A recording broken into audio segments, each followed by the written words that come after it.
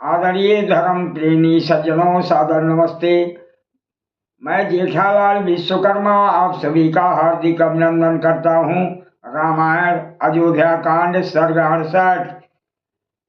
महर्षि वाल्मीकि जी रामायण में कहते हैं, तब श्री रामचंद्र जी लक्ष्मण से कहने लगे, बहुत संभव है कि राजकुमार भरत माता कैकेयी पर क्रुद्ध हो और उसे कुछ कठोर वचन का तथा पिताजी को प्रसन्न कर मुझे राज्य देने के लिए आया हो।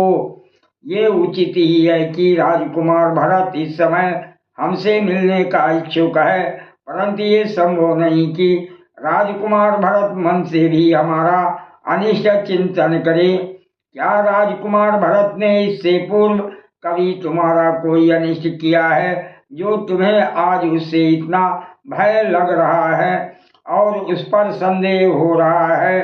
राजकुमार भरत के विषय में तुम्हें ऐसे कठोर और अप्रिय वचन नहीं कहने चाहिए। अब यदि तुम भरत के बारे में कोई खोटी बात कहोगे या उसका कुछ अहित करोगे तो समझ लो वो सब व्यवहार मेरे प्रति होगा।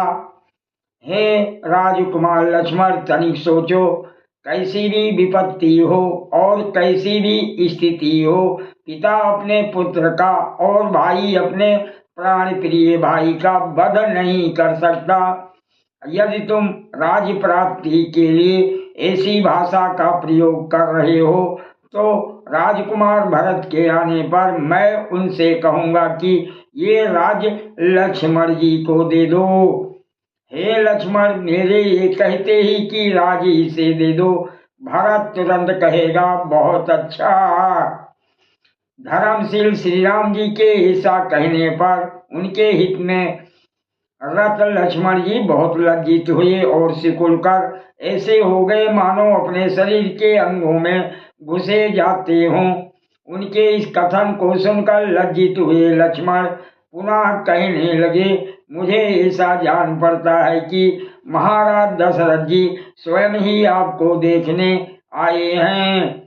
लक्ष्मण जी को लज्जित देख उनकी बात को पुष्ट करते हुए श्री रामचंद्र जी ने कहा, मैं भी समझता हूँ कि महाबाहु दशरथ हमें देखने के लिए यहाँ आए हैं।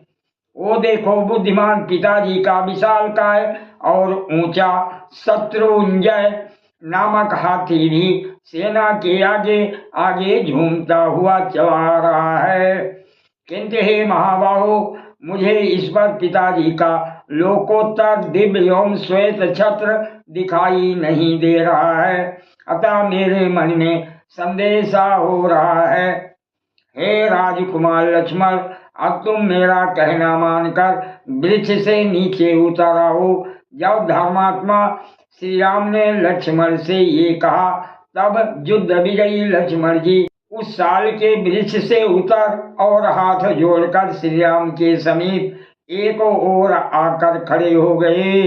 जय सिया राम जी की सादर प्रणाम।